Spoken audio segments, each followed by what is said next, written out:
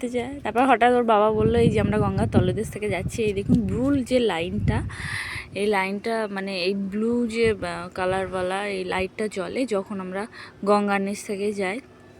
আবার ওখানে অ্যানাউন্স করছিল যে আপনারা মানে কতটা নিচে আছেন কি কি এইসব। যাই হোক, এর পরের স্টেশনটার নাম নাকি মহাকরণ, আমাদেরকে ওখানে নামিয়ে দেবে,